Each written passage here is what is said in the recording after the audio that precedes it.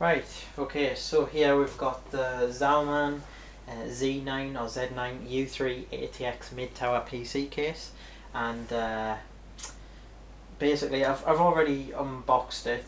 This is going to be still an unboxing, so to speak, without the unboxing.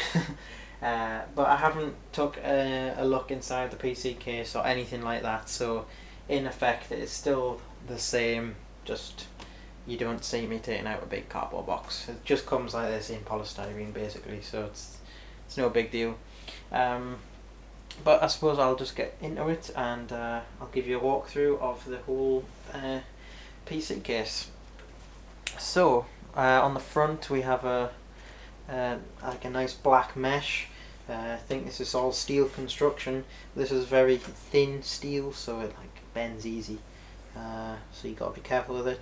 It's got foam behind it for better, like to filter out the dust better.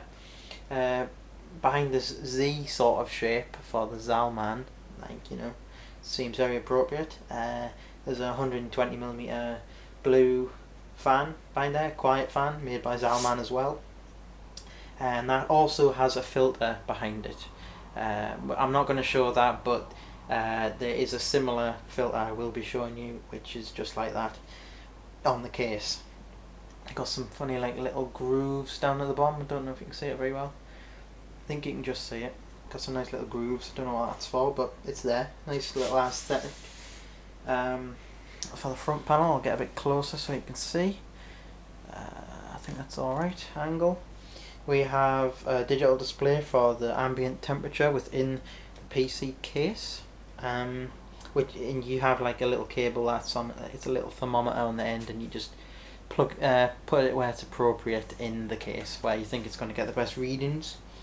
Underneath we have what looks like a volume like wheel, but it is actually the fan speed controller, which is a feature on this case. You can control up to 2 fans. It doesn't tell you what the speeds of the fans are, but they generally drop a fair bit in speed or go up in speed. I generally have mine on full because it's not too loud on full anyway. We've got 2 USB 3 ports, which is a new feature for this Z9-U3 case. Then we have our mic jack and headphone jack, 2 USB 2.0 ports, and a hard drive LED light which will flicker red, which I don't think you can see very well, but it will flicker red, and a reset button too. Then sort of on top of that bit there's the power button, if you can see in the light, and that will glow blue when it is on. There's sort of a glossy, it's all glossy sort of black finish on here, which is really nice. Everything's glossy these days, like TVs, well, the old PlayStation, well, the new Xbox is glossy black as well, I know that much. We've got a sort of indentation on the top where you could rest an external hard drive possibly, or just USB sticks, just lay them on top, you know where they are. We've got the Zalman branding, cool innovations it says. Nice little grooves for design. Then further up we've got another steel sort of mesh over the top here, where you're able to put 2 120 or 140mm case fans.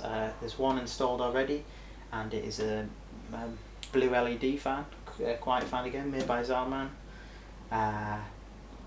So there's only just the one, so you get the option to put another. And yeah, it feels really nice with the indentations and the glossy finish all the way up. So really nice finish on this, nice and glossy, you can see in the light. Side panel, we have the window, get a nice bit of light going on there. Yeah, nice big cutout, Z9 Plus U3 branding, or Z9 Plus, I shouldn't say plus, Z9-U3 or Z9-U3. Really nice big window, acrylic, and you can see all the nice components when you get them put in there. I'll just go, as I turn it, just go straight at whatever I see. Here's the back. and we have another 120mm fan. It's white, it doesn't light up or anything at all, and that's powered by Molex, so it's a bit of a faster fan. 2 grommets for liquid or water cooling radiators. You like put the tubes through, but you generally don't have an external one like that anymore. It's not really heard of, but they give you the option. Got some ventilation, honeycomb like effect, 7 expansion slots for your motherboard connections, like for your graphics cards and things. Bottom mounted power supply, which is the trend these days. Yeah, and that looks about it on the back. I'll just tip it upside down. We've got, here's a filter, get that in the light. Here's a filter there that I was mentioning was similar to on the front panel that I wasn't going to show you, but it's basically the same as this, and basically you just clip it off. See, it's filtered, and then you can have the addition of a 120 or 140mm fan on the bottom, and that's for an intake, and obviously that's why it's filtered. And you can just easily replace, not replace, but put back, just clip it in. That's that. Here we have a little mesh cover for our intake for our power supply, and this never used to be on these Zalman Z9 or Z9 cases, but this is a new edition. It's very simple, but it's just a bit of plastic with mesh on, so filters out the dust, like bigger bits of dust, I guess. Then we've got some like little groove cutouts for the intake. It's not like complete open holes, because you don't want it to suck all the dust in. That would be just too bad. That would be bad for your power supply. So that's pretty much about it on the bottom, apart from there's some decent sized feet on the bottom, almost an inch from the floor, like, so you get a decent amount of intake for the fans. Not bad at all. Didn't mention the side panel, mainly because it's not too important, but we just got a standard black other side panel. Nothing really special about that. Nice coating on it, nice black coating, and that's probably about it. Yeah, so we'll get into the case now. Yeah. Right, and there's like a little groove thing that you hang on to slide the case apart, and you see fully windowed side panel. And put that over there, and here we have the inside of the case. Hopefully you can see that alright. Right, where to start? Overall black finish, very nice. Big motherboard cut out for the CPU backplate. Already some standoffs in. These are what you would use to fit ITX motherboards. Basically, you wouldn't be using that in this sort of case, but you have the option. You can fit micro ATX and standard ATX. Can't go bigger than that though. EATX, the extra like large type motherboards, they will not fit in this. So standard ATX is the best you're going to get in here. We have 3 cable management slots, 2 large ones and a small one that's basically got all your headers on for your motherboard and your USB and all that sort of stuff. Your like hard drive, LED and power switch and all that sort of stuff. I'll show you those cables in a minute. We've got, I mentioned our white case fan in the back. In the top we do have the 120mm blue LED fan I mentioned as well, but you get a better view of it. So spin that around, and then you can have another one there. Quite a decent amount of space to route underneath the motherboard tray as well. From here, this is where your power supply goes. Obviously there's some little feet to rest that on, so it's got a little bit of distance between the intake. If you have a larger power supply though, you might run into trouble with fitting another fan here, but Personally, I wouldn't do with another fan there, but you know, you have the option. You have 1, 2, 3, 4, 5 slots for like drive bays, and these feature sort of a toolless design. You have these rubber little runners that you fit to the sides of the hard drive, so you can slot them in easily in the click once they're in, and to release you just lift up this little flap and out it slides. Very simple. Then we have expansions for 3 optical drives. There is a 4th, but that is taken up by the front panel, so you're not really gonna be using that. We've also got a 3-in-1 like bay on the inside, well at the bottom I should say, where you can fit your SSD or a floppy drive, or say SD card reader, something like I think you can get another hard drive then in there if you wanted. You just have to unscrew these screws, I think you can see, and then you can slide out this and plug in a 3.5-inch drive, basically mechanical drive that is. Yeah, so that's pretty much the insides. I did forget to mention there's actually another hole for cable management for the EPS connection for your CPU up at the top, so that is there.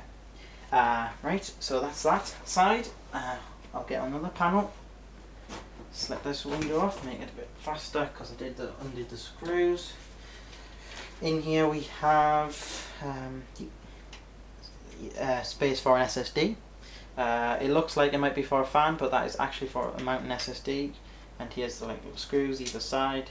I generally wouldn't do that though, because it's a bit of a faff when you get all the cables managed. It's hard to work at like the cables around that area. Really, I want lots of cables around there to make it tidy, so it's going to be a bit difficult to put a SSD in. Here's all our cables, obviously, for our motherboard, front panel and rear, whatever. We have a little freshener thing, you know, that comes with most stuff. An accessory bag, like a little zip bag. You see that well? I'll have a look in there in a minute. You can see a cable for our front fan. That's I've already mentioned as well. 3-pin that, and the rear one is Molex, and the top one is 3-pin as well. The top case one, I should say. Everything for the front panel is basically powered by Molex. You just plug all these into one another, and then have one running from the power supply, and that should pretty much power the whole thing. Here we have 2 connections for the fan controller, so this will support 2 fans and 3-pin fans. So generally you would set that up for the top 2 exhaust fans. That's the best way I find that you would do it. Bring this a little bit closer so you can see better. Here we have our USB 3 cables. Don't know how well you can see. If they're like, yeah, they look blue to you. Well, who am I talking to? But yeah, they're blue, and that you basically hook them around the back of the case through a special little panel, which I will show you in a minute in the accessories. And also you get your USB 2 header and things like that, and power LED, hard drive LEDs, and all that sort of stuff. But nothing too special, you know. So that basically covers that. And now I'll have a look in the bag. Ooh, trying to get this done as fast as I can, but being thorough at the same time. It's quite difficult, getting out of breath here. We have an extension for an EPS connection. It's quite nicely braided, I've seen worse. Shame it's yellow on one side, but it is black on the other, so like if you can manage to wire it so it's just on the black side. Can you see that alright? Yep. I wouldn't be using that because my cables are long enough, but the option's there. Here we've got some thumb screws, and the motherboard standoffs in there as well. We have them rubber little feet things, like rollers that you put on the hard drive, so you can use the sort of toolless system for slotting them in and out. Here we have some zip ties few zip ties in there. I think there's 5, and the screws in there are basically for the screwing down the motherboard. Don't know how well you can see them, but you know the screws. So, and here we have the USB backplate sort of thing for expansion slot. See that well? And obviously the cables run through those little holes. You just bend them down to slot them in, which is a nice feature. I didn't know that would come with this, but there you are. And here there's a spare plain one. I have no idea what that one's for, but it comes with it. So there you are. And here is the manual for the Z9 Plus. No, I keep saying Z9 Plus. It's Z9-U3. So used to saying Plus, because that was the previous model. But this is in English and Japanese. Don't know why.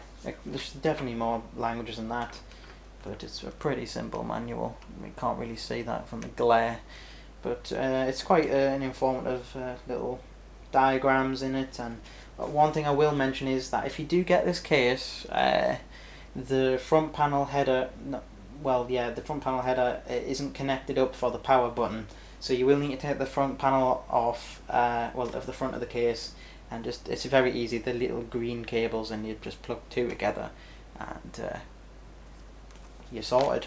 You know, so if you hook everything up and try powering the system, it doesn't work, don't go blaming Zalman. It is in the manual, so you just need to read it, basically.